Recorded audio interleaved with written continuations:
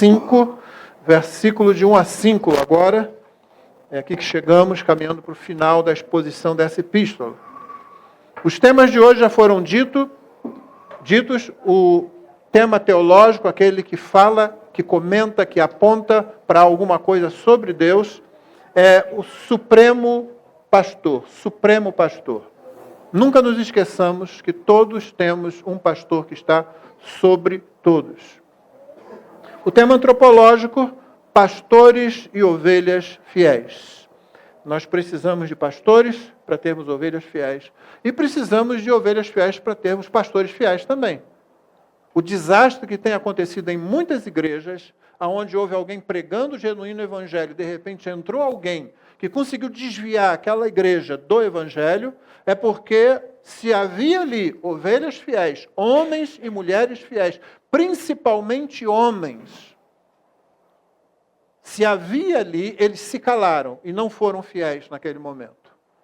E se a igreja, se a congregação não é fiel, qualquer um que tenha lábia, qualquer um que seja capaz de falar em público com articulação, pode chegar nesse lugar e enganar toda uma igreja. E infelizmente nós temos visto isso acontecer. E alguns crentes dentro da igreja local, ouvindo alguma coisa que não é muito bíblica, mas é falada por alguém que é muito simpático, alguém que cria empatia rapidamente, talvez alguém que tenha vários títulos. Essa pessoa começa a dizer, mas pensando bem, quando você começa a pensar bem, fora das Escrituras, você não pode estar pensando bem. Ou você passa tudo pelo crivo da palavra de Deus, ou você se desprendeu da âncora. E uma vez que você está solto, as ondas levam você para onde elas bem entenderem. E se você já esteve num barco à deriva, eu já estive, é uma das piores coisas. Todos correm para a gente dar algum jeito de dar navegabilidade àquele barco, porque senão ele vai bater em alguma coisa e aí o desastre acontece. Portanto, você, meu irmão, você, minha irmã, que é membro da igreja, ser uma ovelha fiel, a fim de que pastores fiéis, e somente pastores fiéis a Deus e a seu evangelho, assumam o púlpito e a direção de ensino da igreja. Qualquer desvio, seja de quem for, seja eu, seja o pastor Jonatas, seja qualquer outro que em algum momento, por qualquer motivo se desviar, essa pessoa precisa ser calada. É isso que Paulo diz a Tito. Se a doutrina não é a do Senhor Jesus, que nós recebemos pelos apóstolos, essa pessoa não pode falar à igreja, porque ela vai envenenar a igreja, com certeza.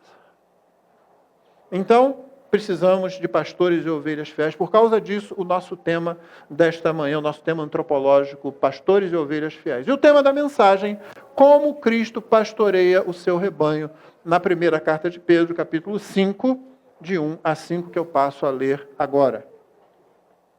Aos presbíteros que há entre vocês, eu, presbítero como eles, testemunha dos sofrimentos de Cristo e ainda coparticipante da glória que há de ser revelada, peço que pastoreiem o rebanho de Deus que há entre vocês, não por obrigação, mas espontaneamente, como Deus quer, não por ganância, mas de boa vontade, não como dominadores dos que lhes foram confiados, mas sendo exemplos para o rebanho.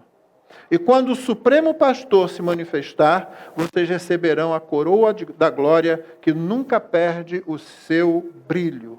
Peço igualmente aos jovens, estejam sujeitos aos que são mais velhos, que todos se revistam de humildade no trato de uns com os outros, porque Deus resiste aos soberbos, mas dá graça aos humildes. Essa é a palavra de Deus. Irmãos, o ministério e a função pastorais são tão importantes que Pedro, que era apóstolo e era presbítero, ele caminha agora para as suas considerações finais, fazendo menção desse ministério. Não é interessante isso? Ao longo de toda a carta, quais foram os temas que nós observamos? Você não pode esquecer que esse é o contexto desse parágrafo que nós lemos, desses versos que nós lemos. O contexto é, primeiro, o tempo do fim. Lembra? Capítulo 4, verso 7. O fim de todas as coisas está próximo, nós sabemos disso. Esse fim começou quando Jesus nasceu em Belém e vai terminar quando o Senhor Jesus voltar. Nós estamos nos últimos momentos da história da redenção. Pedro sabia disso, os apóstolos sabiam disso, a igreja ficou sabendo disso por causa da palavra de Deus e nós estamos sabendo disso por causa dessa palavra. Nós não podemos viver como se a nossa vida fosse se estabelecer, se realizar nessa realidade. É Pedro mesmo, na sua segunda carta, no capítulo 3, que vai dizer: isso aqui está reservado para o fogo, ou seja, para a purificação final. Você não precisa ficar pensando se fogo ali é fogo no sentido concreto ou no sentido abstrato, se fogo é no sentido figurado ou não. O fato é que a criação que agora está aí, está caminhando para um ponto final, assim como aquela criação, lá em Gênesis 6, aquela criação que enfrentou o dilúvio, caminhou para um reset. Não foi isso que Deus fez? Como se estivesse reiniciando. Agora é o ponto final. Depois disso não tem história da redenção mais não. Naquele primeiro momento teve. Deus tinha feito promessa. Deus tinha dito em Gênesis 3,15 que Ele levantaria um representante da raça humana, um descendente da mulher. E esse descendente esmagaria a cabeça da serpente, depois de ter o seu calcanhar ferido por ela. Mas agora não tem mais. Não há nenhuma promessa para depois disso que vem, depois do final desse tempo do fim. Acabou.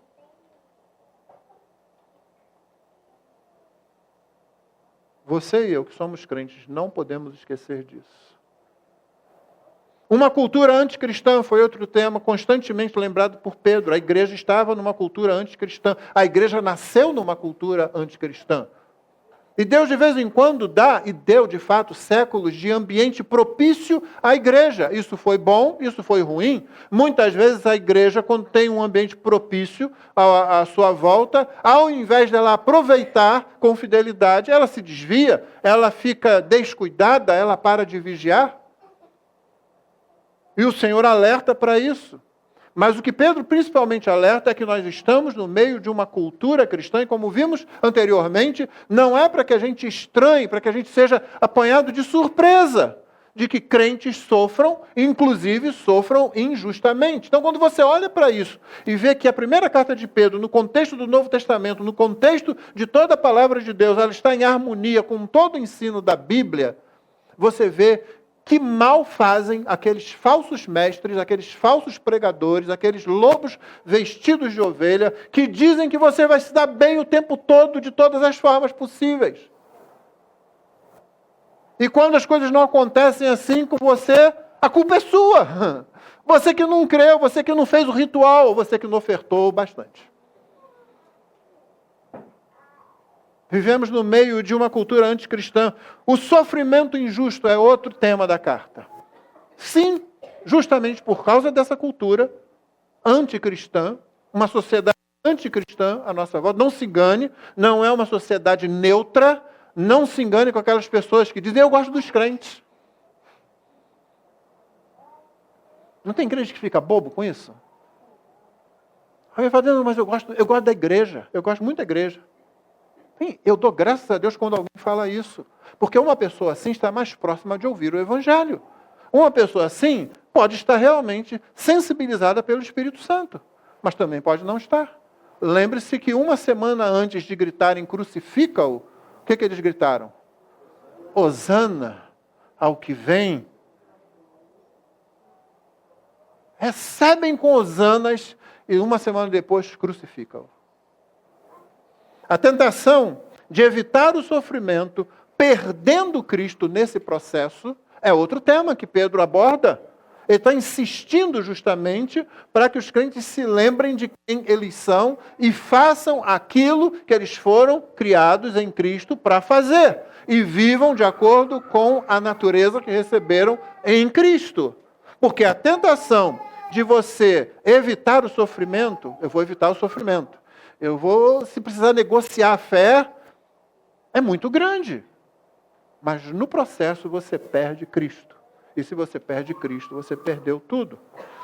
Último tema ou subtema nessa carta é que é também a tentação de utilizar as armas da cultura, ao invés de confiar em Cristo, em sua providência. Você reparou que esse foi o nosso tema, a nossa questão hoje na oração de confissão de pecado?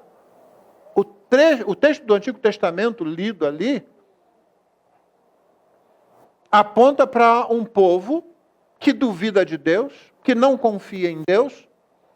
Não importa o que Deus lhes fez de bem, e Deus fez muito bem ao povo de Israel, mas eles constantemente a duvidar, será que ele pode mesmo? Tá, tudo bem, ele fez água sair da rocha. Gente, no meio do deserto, Deus faz a água sair da rocha. Depois disso, você tem um mané. Desculpe a expressão, é uma expressão teológica aprendida no 3º ano de seminário. Você tem um mané que diz assim, tudo bem, ele fez água sair da rocha no deserto, ok. Mas será que ele pode me dar pão? Será que ele pode me dar Nutella? Não, o que está descrito é justamente isso. Eles queriam aquilo que eles queriam. Nós não queremos outra coisa, nós queremos aquilo que nós desejamos. É isso que nós queremos.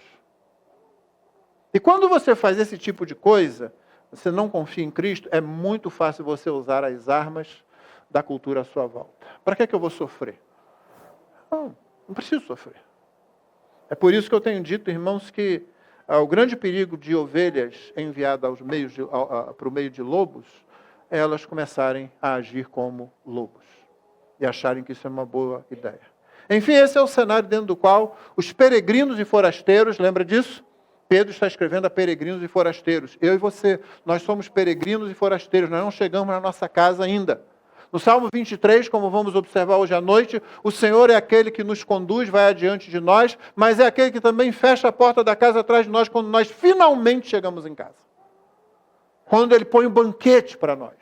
E Ele fecha. E você está seguro, mas nós ainda não estamos lá. Nós ainda estamos na jornada. Os peregrinos e forasteiros vivem sua jornada rumo à eternidade nesse cenário que nós acabamos de colocar, que Pedro colocou para eles. E sem pastores, essa tarefa de cumprir essa jornada nesse cenário é virtualmente impossível. Sem pastores, a tarefa da igreja de cumprir a sua missão na jornada no meio desse tipo de ambiente é virtualmente impossível. É preciso que se diga isso desde agora, porque nós continuamos vivendo numa época que se opõe a toda a autoridade. E você sabe que quando a autoridade é o assunto em questão, 2 pontos se levantam, obviamente. Um é esse que eu já mencionei, principalmente na nossa cultura, que não gosta de autoridade. Onde um adolescente que não entende coisa nenhuma da vida, e acreditem, adolescentes, vocês ainda não entendem. Eu tive lá, sabe? Eu passei. Pastores não nascem com 50 anos de idade. Eles nascem como todo mundo, e aí vão crescendo, e aí passam pela adolescência e fazem aquele monte de bobagem que eu sei que vocês fazem.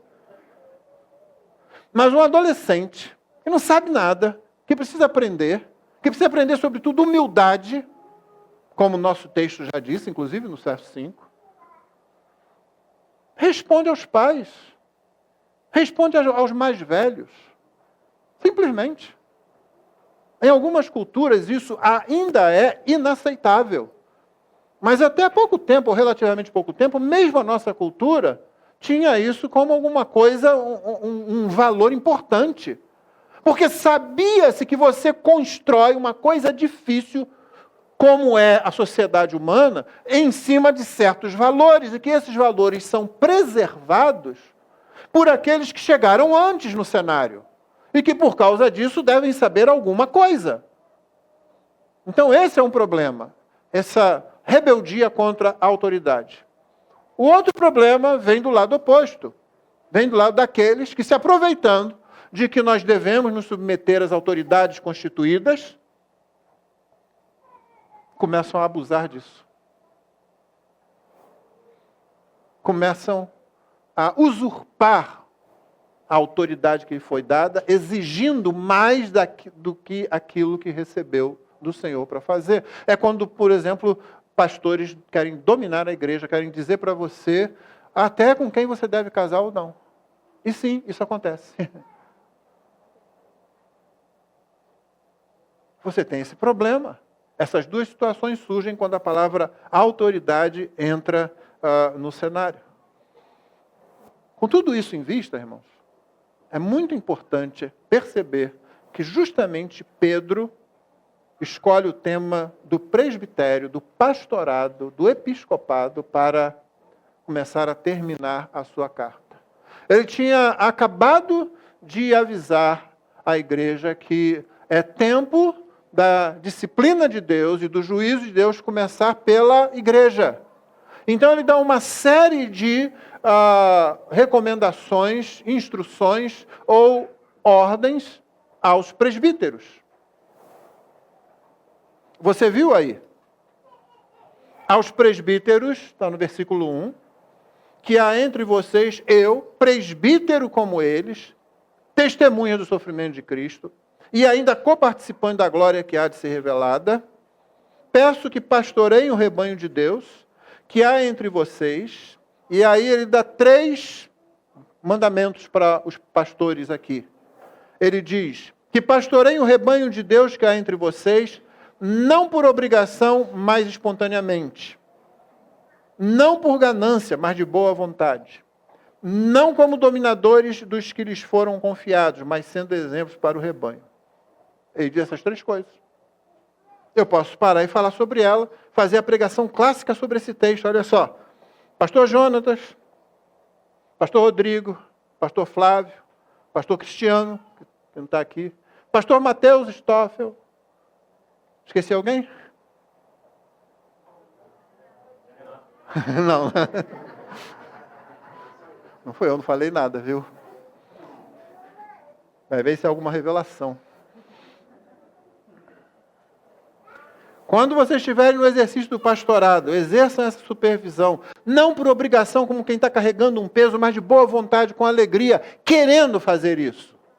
Você está lá porque você quer. Não fique reclamando da vida. Eu posso seguir adiante e dizer, não como dominadores dos que lhe foram confiados, mas sendo exemplos para o rebanho. Perdão, eu pulei uma. Não por ganância, mas de boa vontade. Não desejando lucro. Riqueza suja. Seria uma boa tradução do grego usado aqui.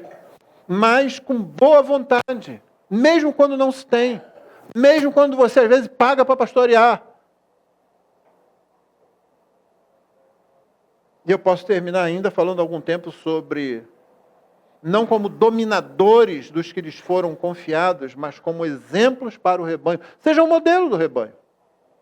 E não como alguém que quer controlar as pessoas.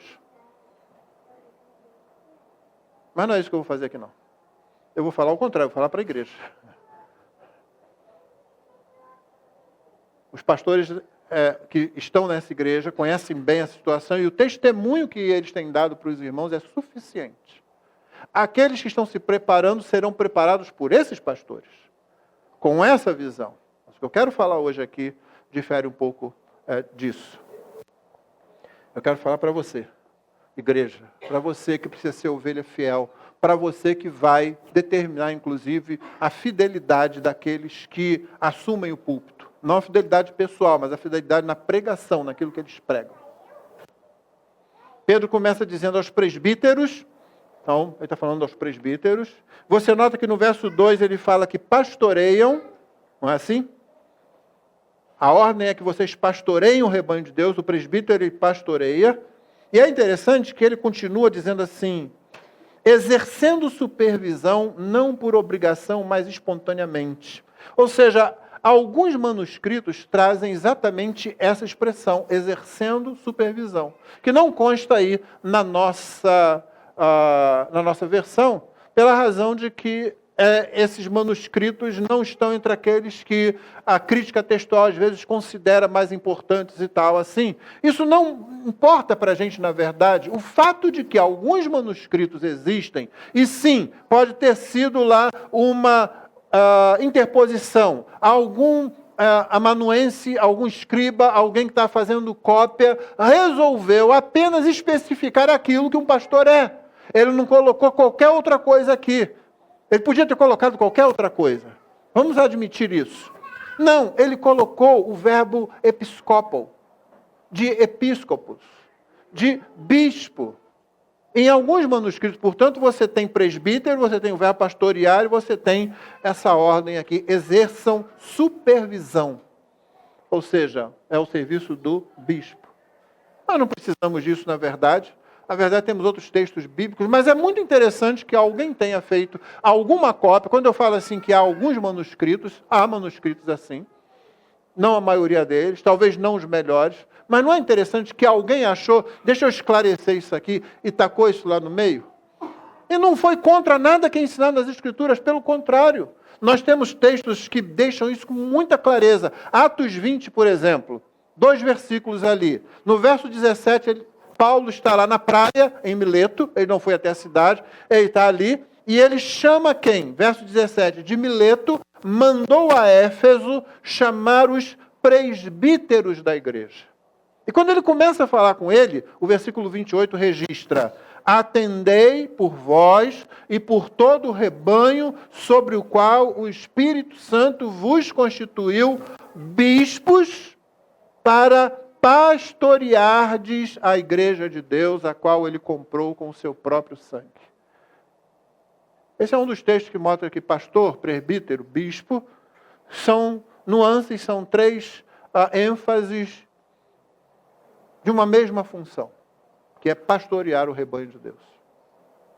Por isso, o presbítero Pedro diz: eu, presbítero como eles, testemunha dos sofrimentos de Cristo e ainda coparticipante da glória que há de ser revelada, peço 2 coisas que a gente precisa observar aqui. Primeiro, é que a construção grega, ela coloca uma partículazinha logo no começo que precisa ser compreendida no que vem depois, ficando assim, para que você não fique enrolado com isso. Pedro é copresbítero com eles, Pedro é cotestemunha, ele não está dizendo que só ele é testemunha, essa partícula e essa construção diz assim: eu sou junto com vocês testemunha dos sofrimentos de Cristo, e ele é, junto com os presbíteros ali da igreja de Éfeso, ele é coparticipante da esperança futura.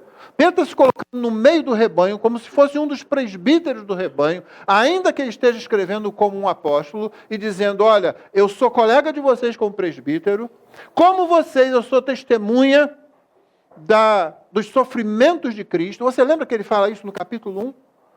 Nós somos testemunhas dos sofrimentos de Cristo. E quando ele cita os profetas do Antigo Testamento, ele diz assim: os profetas, eles queriam investigar isso. Os sofrimentos e a glória que seguiria a esse sofrimento. Será que alguém lembra disso? Volta a ler a carta, volta a ouvir a mensagem naquele texto, lá no capítulo 1, que você vai ver. A ordem é sempre essa: o sofrimento de Cristo, a glória de Cristo. Nós somos participantes do sofrimento, nós somos participantes da glória futura também. Pedro se vê nessa situação, Pedro se vê inserido nesse meio. A outra coisa que você precisa notar aqui é o verbo que está aí no final do versículo. Eu, presbítero, com eles, peço. Essa palavra é muito fraca para traduzir o sentido de paracaléu. É aquele verbo, daquela palavrinha, lembra? Paráclitos. Será que alguém se lembra dessa palavra? As Bíblias tiraram às vezes isso, né? Consolador, quando se referia ao Espírito Santo lá no Evangelho de João. Aí tinha uma letrinha lá, e lá embaixo tinha Paráclitos. E eu me lembro quando eu cheguei à igreja, lá entre os meus 10 e 11 anos, sempre fui um leitor muito, muito intenso, eu ia lendo, e quando eu chegava lá, eu não entendia nada. Porque só falava isso. No texto estava: enviarei um outro consolador, e aí a letrinha me mandava lá para baixo, Paráclitos. Tá, e daí, o que significa isso? Está falando grego? Estava, era exatamente isso. Está falando grego. Numa palavrinha que é difícil de você traduzir, porque ela é cheia de intensidade, cheia de significado. É um advogado, é alguém que está junto ao seu lado para fortalecer você. É um conselheiro que dá a direção que você tem que seguir. E quando ela vira verbo, como Pedro está usando aqui, ela não é simplesmente um pedido do tipo: olha, se vocês presbíteros tiverem um tempinho, se der, tá? Se der. Se não der, tudo bem. Mas não é assim não. Pedro está rogando intensamente. Por isso que esse peço deveria ter talvez uma outra palavra mais juntada aí. Peço com intensidade, rogo a vocês, clamo para que vocês atentem para o que eu vou falar agora. Pastoreiem o rebanho de Deus que há entre vocês. Essa é a primeira coisa. Pastoreiem o rebanho. Pastorear o rebanho. Eu podia novamente parar aqui e falar para os pastores e pretendentes a pastores: meu irmão, você tem que pastorear o rebanho. Mas eu não quero falar isso, como eu já disse, eu vou falar a outra coisa. Seja pastoreado. Aceite o pastoreio. O método de Cristo pastorear a igreja é com presbíteros, o que significa que Cristo vai usar homens que são imperfeitos, homens que são pecadores. E o seu pecado, assim como o meu pecado, vai olhar para esses homens e vai desconfiar, vai botar um pé atrás. Você tem a opção de olhar para Cristo ao invés de olhar para esses homens. E é por isso que você vai analisar se tais homens estão sendo fiéis à palavra de Cristo. Porque homens são imperfeitos. Porque Cristo não tira o pecado daqueles que ele chama para o ministério. Eles continuam lutando com o pecado. Mas esse é o modo de Cristo pastorear a igreja. Cristo não pastoreia a igreja com você orando individualmente, ou você orando numa duplinha, ou você orando num pequeno grupo aqui, e tendo ideias do que é que você tem que fazer. Cristo pastoreia a igreja com homens que abrem a palavra, são fiéis à palavra, pregam a palavra, repetem a palavra vez após vez. E ou você se rende a isso, ou você se rende ao fato de que Cristo é poderoso para usar pecadores, Cristo é poderoso para usar vasos de barro, ou você vai ficar dentro da igreja dando cabeçada para lá e para cá, atrapalhando seus irmãos, atrapalhando a igreja e se achando muito bom. Eu sou esperto, eu não vou ouvir homem nenhum não. Eu ouço Deus. Como? Ele aparece para você? Você está acreditando em novas revelações diferentes do que está na Bíblia? Jesus aparece para tomar café da manhã com você? Tinha um sujeito aí que dizia que tomava café com o Espírito Santo. Ele falava: bom dia, Espírito Santo. Você fala a bobagem que você quiser. Eu falo a besteira que eu quiser. Ou então eu me rendo a Cristo e sigo a palavra de Cristo. Se Cristo botou pastores, presbíteros para pastorear, meu irmão, seja pastoreado. Não comece a agir como um bode, dando marrada para lá e para cá. Seja ovelha, e seja ovelha fiel. Rogo que pastoreiem um rebanho de Deus que há entre vocês, que exerçam essa supervisão. Não por obrigação, mas espontaneamente. Se seu pastor deve pastorear com alegria, esse texto que significa com espontaneidade no sentido de que é isso que ele quer fazer realmente. E ele faz isso com alegria. Ele não está sendo forçado por nada. Uma coisa bem interessante que acontece, embora a gente vá ver já, é que alguns pastores começam a pastorear forçados pela situação financeira. Alguns pastores não pregam certas coisas porque eles dependem da igreja. Você já pensou na angústia desses homens, se eles são homens fiéis, e, no entanto, agora estão apertados entre o sustento da esposa, de 2, 3 filhos, às vezes, dependendo da igreja, e a igreja está achando que o pastor está lá na frente para representá-la. Você sabe disso, né? Tem igreja que pensa que o papel do pastor é representar a igreja. Se a igreja votou nele, tinha 3 pastores concorrendo ao pastorado da igreja X. Os irmãos votaram nesse camarada aqui. Então agora ele tem um emprego, se ele vive somente da igreja, e ele tem que representar a gente, ele tem que falar o que a gente quer. Você não vota num pastor, você não elege um pastor, você não vota na ordenação de um pastor para que ele diga o que você quer. Você vota nele para que ele diga o que Deus diz. Muitas vezes você não vai gostar. Muitas vezes você não vai querer ouvir aquilo, muitas vezes você vai se aborrecer com aquilo. O que você tem que saber é o seguinte: esse cara aí na frente, ele está falando isso para me ofender porque ele tem alguma pinima comigo? Ele não gosta de mim porque eu disse para ele alguma coisa que ele não gostou? Ou o que ele está pregando é a palavra de Deus e eu que não estou gostando de ouvir a palavra de Deus?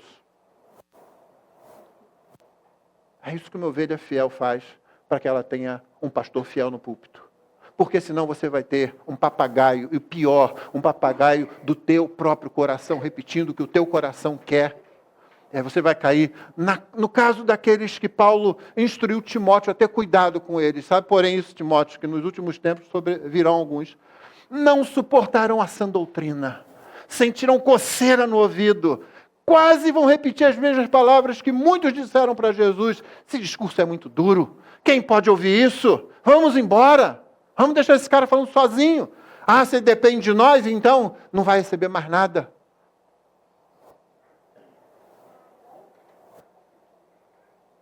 Não seja rotulado como Paulo rotulou. Aqueles que escolhem mestres para ouvir o que eles querem. Mestres que falem aquilo que ecoa bem, como 2 diapasões, né? Ecoa bem no coração. Esse é bom. É bom. O que ele fala me deixa para cima. Eu sempre saio da igreja para cima. Meu irmão, se você sempre, toda vez que ouve uma mensagem, sai para cima, tem alguma coisa errada, não é possível. Ou você atingiu um grau de santidade invejável e também irreal, que não acontece, né? Ou você simplesmente se tornou insensível por ouvir repetidamente o que você queria ouvir. De alguma forma. Portanto, sejam pastoreados, e se o seu pastor tem que pastorear espontaneamente, então apoiem intencionalmente o ministério do seu pastor ou dos seus pastores. Não apoie mais ou menos. Não apoie dizendo assim, lá de longe, não. Apoie intencionalmente. Faça questão de que os seus pastores saibam que você apoia a pregação fiel da palavra de Deus. Seu pastor sabe que ele é imperfeito. O que ele precisa saber é, pastor, aquela mensagem foi bíblica. Pastor, aquela mensagem me abençoou porque me confrontou o meu pecado. É isso que ele precisa saber. Para que ele saiba, é isso mesmo, continua o bom trabalho.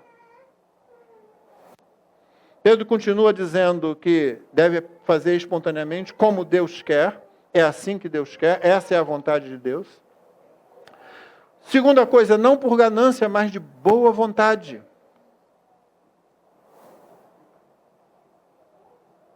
Não por ganância, mas de boa vontade.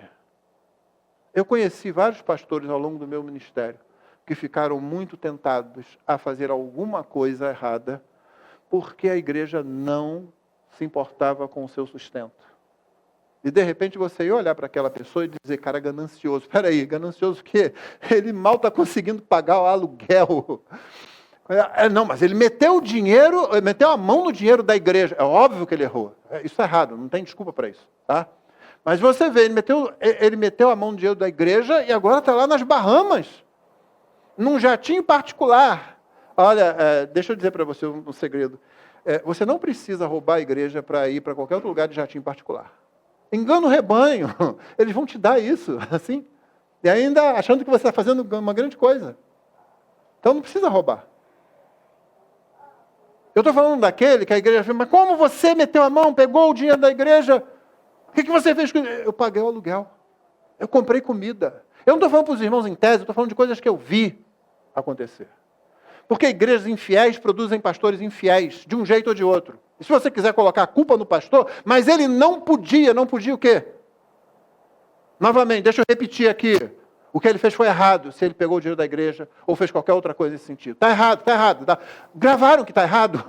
Porque geralmente quando a gente fala isso, a pessoa lembra de tudo menos que a gente falou, que é um erro. Olha, o pastor estava defendendo o pastor que meteu a mão no dinheiro da igreja. Por isso que eu tenho que falar.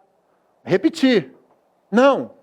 Tem muitas vezes em que a igreja produz um pastor infiel por não tratar dignamente aqueles que lhe pregam o evangelho. E a Bíblia diz várias vezes que isso é necessário. O capítulo 9 da primeira carta aos Coríntios é escrito para isso. Assim ordenou o Senhor que os que pregam o evangelho vivam do evangelho. A ordem significa autorização. Aqueles que vivem como Paulo no seu tempo e os cooperadores dele, o apóstolo com a sua equipe de cooperadores, Paulo está dizendo, nós temos o direito dado pelo Senhor Jesus. Mas, e o capítulo 9 é basicamente para ele dizer isso, mas eu não usei disso aqui em Corinto, porque ia dar confusão. Aquela casa que me apoia ia me dar dinheiro. E aí a casa que apoia Pedro, a casa que apoia Apolo, aqueles outros que se acham muito espirituais e são de Cristo, iam ficar reclamando e dizendo, Paulo agora vai dizer tudo que aquele grupinho lá quer, porque aquele é o grupo que o apoia. O que Paulo fez? Ele começou a fazer tendas, ele começou a trabalhar meio período, para pregar o evangelho meio período. Paulo disse, é melhor que eu diminua a minha atividade apostólica de evangelista, do que eu aceite recursos que eu sei que vão colocar um empecilho para o Evangelho. Por isso, no versículo 23, ele faz a declaração maior daquele capítulo, de 1 Coríntios, capítulo 9. Tudo faço por causa do Evangelho, com o fim de me tornar cooperador com ele. É o Evangelho que determina. Quando chegou da Macedônia, lá dos Filipenses e arredores, chegou oferta para ele, aí ele parou de trabalhar e foi pregar em tempo integral. Uma igreja imatura, como a de Corinto, poderia produzir um apóstolo infiel. Não fez. Mas igrejas infiéis produzem pastores infiéis. Geralmente elas rejeitam pastores fiéis. Portanto, se você não quer que isso aconteça, então, sustente seu pastor com apoio, com oração e com dinheiro. Veja que o pastor tenha um bom salário, veja que ele não precisa ficar se preocupando. Se preocupando com um monte de outras coisas e ainda tendo que atender as preocupações dos outros membros da igreja, com aquelas mesmas coisas muitas vezes. E, novamente, é o Senhor Jesus mesmo quem autorizou os pastores. Não é demais, diz o apóstolo, que você divida a coisa material com aquele que divide, que ensina você a coisa espiritual. Eu sei que você pode estar pensando em todos os erros, mas eu já abordei os erros, lembra? Lá no começo da mensagem, sobre a questão da autoridade. Erro de um lado, erro do outro, esqueça isso, porque senão você vai estar apenas se desculpando o suficiente para não ter que se sujeitar a uma autoridade, não ter que meter a mão no bolso para ter um pastor pregando na sua igreja. Não como dominadores dos que lhe foram confiados, mas sendo exemplos para o rebanho. O pastor tem que ser exemplo, ele tem que ser modelo, não é? A Bíblia diz isso. Hebreus 13 diz, lembrem-se dos seus líderes, os quais pregaram a palavra de Deus a vocês, e considerando atentamente o fim da vida deles, imitem a fé que tiveram. Mais contundentemente, Paulo falou a Timóteo no capítulo 4 da primeira carta, verso 12, ninguém despreze por você ser jovem, pelo contrário, seja um exemplo para os fiéis na palavra, na conduta, no amor, na fé, na pureza. Novamente eu posso parar aqui e falar para o meu colega de ministério e para os pretendentes, olha, você tem que ser um exemplo. Está óbvio aqui, né? Você não tem que dominar, você tem que ser exemplo para o rebanho. Mas você já sabe que não é isso que eu estou fazendo. Se os pastores têm que ser exemplos para serem imitados, então imite o seu pastor. Simples assim. Se os pastores têm que ser imitados, imitem os pastores. Sim, continua no âmbito da tarefa difícil. Mas, pastor, os pastores são pecadores. Eu comecei falando isso, lembra também? Então esquece, não fica apoiado. O diabo vai ficar no teu ouvido aí dizendo assim, pastor é pecador. Como é que você vai imitar um pecador? Paulo diz que a gente tem que ser imitador de Cristo. Aí Paulo disse, sede meus imitadores como eu sou de Cristo. Aí você fica assim. Se você dá ouvidos ao diabo, então você vai ter um discurso longo a respeito disso. Pastores são pecadores, igrejas são pecadores. Posto isso, imite o seu pastor. E se ele não é um bom expositor da Bíblia e não vive conforme a exposição que faz, então aí sim você não tem que imitá-lo. Ele vai continuar tendo defeitos, ele vai continuar tendo erros. Jesus não torna os pastores perfeitos, como eu disse no início da mensagem também. O Senhor Jesus não retira o pecado daqueles que ele vocaciona para o ministério. Por isso mesmo o aviso é sempre maior.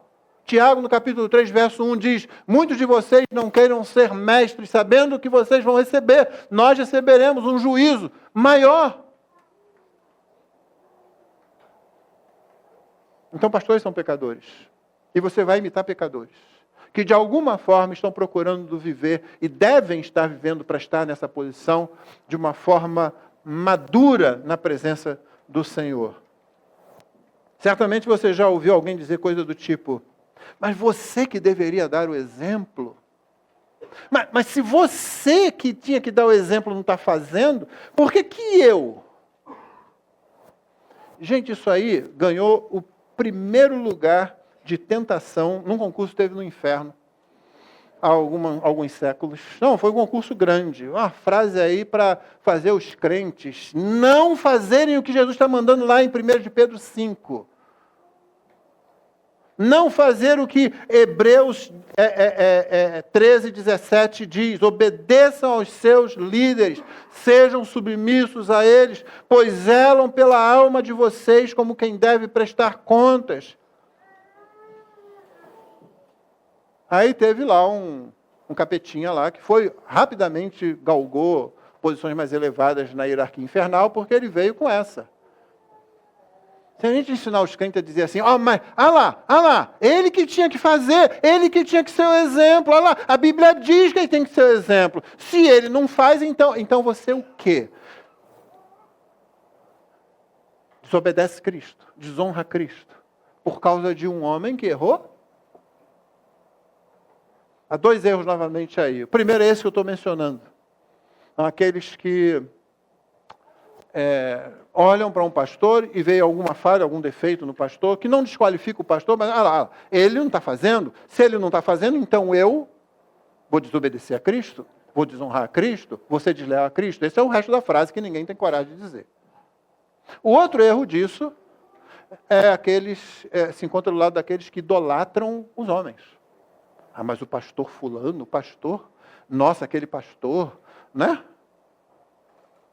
Não, aquele, não pode ser. Aí o sujeito comete algum problema, algum erro lá, aí você tem um monte de viúvo e órfão aí, pastor. Tem um monte de viúvo e órfão aí, de muito pastor bacana. Porque tinha um sujeito lá, e ainda tem uns tolos que vão para a internet para dizer: olha o que o pastor fez. Irmão, faz isso na sua igreja. É na sua igreja, é ali que você age. Quando você põe isso na internet, você não presta nenhum bem à igreja de Cristo. Nenhum bem. Se você está envolvido na situação, pode ser outra coisa. Mas se não haja no único lugar onde você realmente pode fazer diferença, a igreja local, aonde você está. O interessante é que alguns desses estão na internet, eu conheço alguns deles, já apoiaram, já passaram pano para pastores que cometeram erros graves. E aí eles não falaram nada. Mas aí uma grande figura, um conferencista internacional, cai em algum pecado, olha lá. Espalha isso como se estivesse fazendo um grande bem. Na igreja local não fez. Na igreja local era amigo da pessoa. Aí vamos abafar o caso. Não, faça a diferença no único lugar onde você realmente pode fazer diferença e agradar a Deus, que é a igreja local.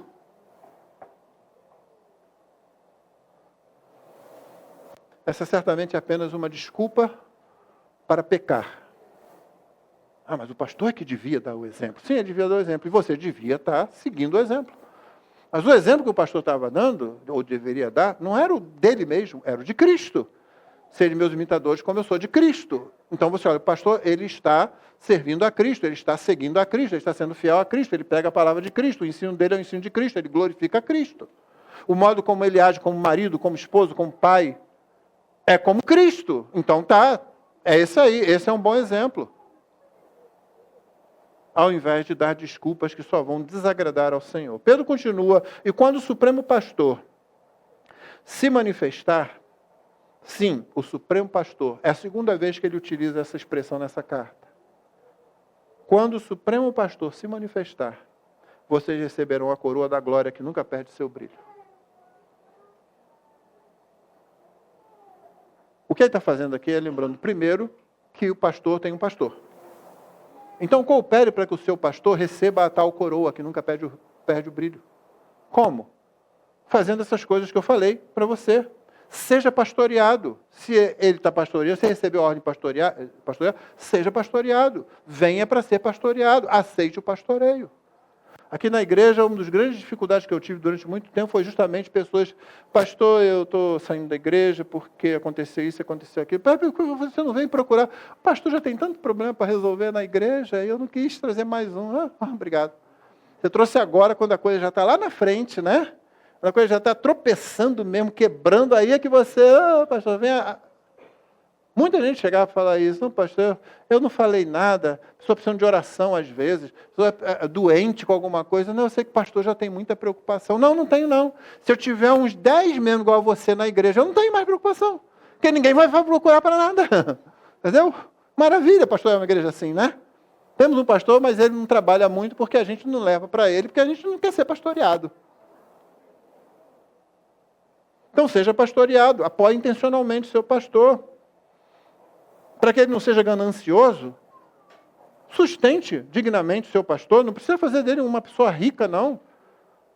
E dignidade aqui, o que a gente está dizendo, tem nada a ver com o que você ouve aí, não. É a questão do pastor não ter que ficar fazendo, se preocupando com várias coisas, e você ainda querer que ele pastoreie. Não, você tem que preparar a mensagem, preparar estudo, fazer visita, conversar com as pessoas e tal. Além disso, viver na corda bamba financeira. E se eles têm que ser exemplo, então imite os seus pastores. Quando o Supremo Pastor se manifestar, vai ser mais fácil para os seus pastores receberem a tal coroa que nunca perde o brilho. Pedro usa aqui uma palavrinha, que é o nome de uma flor, que ela nunca perde, ou pelo menos se pensa assim, ela nunca perde a coloração, mesmo quando ela envelhece. A ideia é, obviamente, a aprovação do Senhor, a aprovação final do Senhor. Pedro está falando para os pastores, para os presbíteros. Portanto, ele está dizendo o seguinte, olha, vocês vão passar por diversos sofrimentos, vocês vão passar por diversas lutas, vocês sabem o ambiente que a igreja enfrenta, e você sabe que dentro da igreja surgem muitas dificuldades com os crentes, principalmente com crentes imaturos, mas olhem, lá na frente vocês têm um símbolo de realeza, ou um símbolo de nobreza, melhor dizendo, que nunca perde o brilho, e que é concedido não por qualquer um, mas pelo Supremo Pastor. É esse o prêmio que você busca. É isso que você quer alcançar. Essa coroa que nunca perde o seu brilho. E, finalmente, o versículo 5, que poderia ser o início de outro parágrafo, mas que eu quero trazer para cá. Peço igualmente aos jovens, estejam sujeitos aos que são mais velhos. Se eu reduzisse isso aqui, jovens como sendo jovens em idade, ficaria difícil, porque Pedro começou falando peço igualmente, ele usa o mesmo verbo, aquele verbo, né, que não é um peço simplesmente, é com intensidade, e ele fala igualmente, ou seja, você vai voltando aos presbíteros que há entre vocês, eu, presbítero com eles, peço, pastorei o rebanho de Deus. E agora ele vira e diz, peço igualmente, do mesmo jeito, aos jovens, estejam sujeitos aos que são mais velhos. A ideia, irmãos, é que na igreja, em geral, o presbítero era escolhido entre aqueles que cronologicamente tinham mais idade, porque, em tese, esses são os mais maduros. Como João faz na sua primeira carta, quando escreve aos jovens, não é simplesmente uma questão de idade. Pedro não está falando aqui de idade. Aqueles que são jovens ou são mais velhos. Não, ele está dentro do mesmo contexto. Porque eu vim falando para vocês o que Pedro vai falar agora. E eu desenvolvi isso em cima do que Pedro, na verdade, estava falando para os presbíteros. Vocês lembram? Do versículo 1 ao versículo 4, falando para os presbíteros. Olha, vocês aí e tal, faz isso, faz desse jeito, assim, sim, sim, tá? Ok? Agora ele se volta para os que não são presbíteros. Nesse sentido, todos os outros são jovens. Está vendo? Se você não é pastor e quer continuar jovem, continue sem ser pastor. Essa é que é a ideia. Não é os jovens na idade, adolescentes e jovens, não. Estejam sujeitos aos que são mais velhos. O que está acontecendo aqui, irmão, é o seguinte, é difícil para a gente saber se nessa região Ásia Menor, onde estão os os destinatários de Pedro, e que você tem lá logo no começo da carta dele, as regiões da Bitínia, por exemplo, se você já tinha nessa altura igrejas com grande organização, a ponto de ele falar os presbíteros da igreja. Ele não usa essa expressão, ele não disse os presbíteros da igreja aí, ele não disse os presbíteros que estão sobre vocês como autoridade, ele disse os presbíteros que estão entre vocês. É muito provável que esse grupo que Pedro quer alcançar aqui sejam exatamente isso de que ele os chama, peregrinos e forasteiros, pessoas que estão já fugindo de perseguição e que chegam na Ásia Menor, ou no que antigamente era a região da Ásia Menor, dentro do Império Romano, e essas pessoas, então, elas começam a ter encontros. Se você está fugindo, se você está vendo que perseguição vem, já veio e continua vindo, você se une àqueles que têm a mesma fé. E dentre esses, talvez haja alguns presbíteros já ordenados com imposição de mãos. Mas eles não são o seu pastor, você não o conhecia. Talvez, eu acho bastante provável isso, Pedro esteja falando para que aqueles que não são pastores acatem a liderança desses que são agora presbíteros, dentro de uma organização que ainda não se consolidou. Justamente por causa do movimento, por causa do deslocamento em face da perseguição, em face das dificuldades que os cristãos estavam enfrentando. Não faz sentido isso? Que aqueles não fossem igrejas, tanto que ele não está escrevendo a uma igreja. Se você quiser lembrar bem o que Pedro está escrevendo, ele diz: Pedro, apóstolo de Jesus Cristo, aos eleitos que são forasteiros da diáspora no Ponto, na Galácia, na Capadócia, na Ásia e na Bitínia. Ele não está escrevendo a uma igreja, ele está escrevendo a esse grupo que ele chama de forasteiros. Então é muito provável que esse grupo tenha agora que entender que eles precisam dar certa organização e que se há presbíteros entre eles, então deixem-se pastorear por esses presbíteros. Isso fica ainda mais claro quando Pedro agora se volta para os dois grupos, no final, que todos se revistam de humildade. É como se Pedro falou, 1-4 para presbíteros, 5, o início, a primeira parte, para todos os outros, e na segunda parte do verso 5, ele se refere a todos, presbíteros e a igreja, pastores e a igreja, os bispos e a igreja. Que todos se revistam de humildade no trato de uns para com os outros. E aí ele cita Provérbios. Deus resiste aos soberbos, mas dá graça aos humildes. Não separe o final do versículo 5 do restante do seu contexto. O que Pedro está dizendo aqui é o seguinte: para que você tenha pastores fiéis, para que a igreja tenha ovelhas fiéis, nós precisamos ser revestidos de humildade. Nós precisamos da graça de Deus, e a graça de Deus estará sobre nós se tanto pastores como ovelhas se humilham diante de Deus. Porque Deus resiste aos soberbos, mas Ele dá graça aos humildes. É assim que Cristo pastoreia a sua igreja. É assim que você produz pastores fiéis, porque nós temos um supremo pastor que sempre é fiel, e é assim que você tem ovelhas fiéis também. É nesse exercício de humildade, enquanto os pastores exercem as obrigações que o texto diz, naqueles 3 grupos, e a igreja responde àqueles 3 grupos, como também foi dito. Que o Senhor nos abençoe, para que nós nos fortaleçamos. A igreja é fortalecida quando ela tem um ministério fortalecido pela própria igreja. Um dito muito antigo, que pode ser questionado em algum ponto, mas que eu acho que pode ser interessante aqui, é aquele que dizia: muita oração nos bancos, muito poder no púlpito.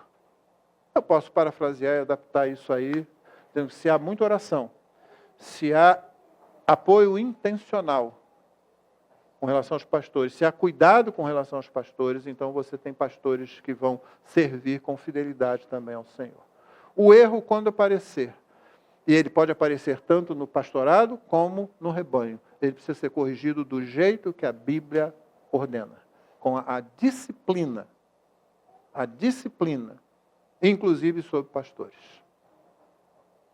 Mas se nós tememos ao Senhor, se nós amamos o Senhor e nos humilhamos diante do Senhor, o Senhor dá graça aos humildes, e a igreja é fortalecida no seu ministério e na congregação como um todo. Uma última coisa, irmãos.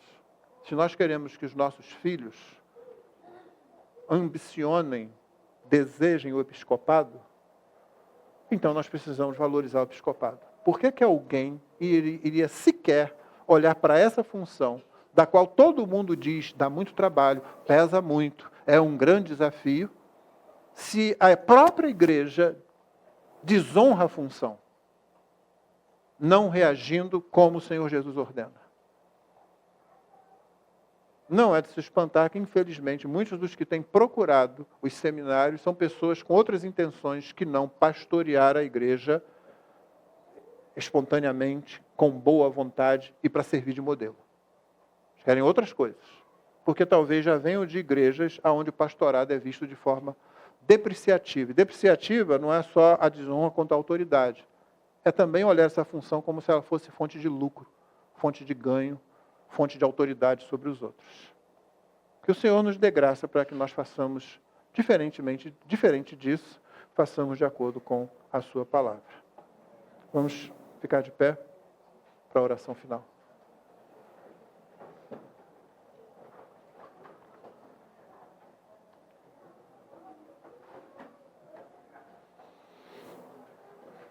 Após isso nós vamos orar.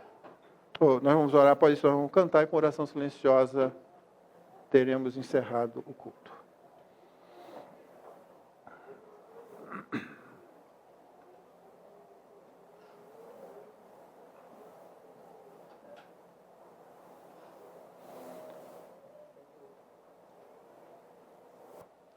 Senhor Jesus, todos nós somos vasos de barro aqui, imperfeitos diante de Ti. O Senhor escolheu alguns para o ministério pastoral. Rogamos que o Senhor continue escolhendo e levantando no meio desta igreja homens para o ministério pastoral, que sirvam ao Senhor conforme o texto ordena. Que o rebanho, que a igreja, esta igreja local, reaja como o texto requer também, Senhor. Como a Escritura como um todo, inclusive, requer. Para que nós tenhamos pastores fiéis e ovelhas fiéis, de modo que o Supremo Pastor seja glorificado em tudo que se fizer no meio desta igreja. Preserva-nos em fidelidade, Senhor, e não permita que ninguém, cuja mensagem se desvie da Tua palavra, suba a esse púlpito para pregar ou ensine em qualquer área, em qualquer local da igreja. Ajuda-nos nisso, Senhor, e preserva-nos. Nós dependemos de Ti, pois somos falhos e as tentações estão sempre ao nosso redor, sempre nos chamando para o desvio do caminho correto. Ajuda-nos, portanto, nós oramos em nome de Jesus.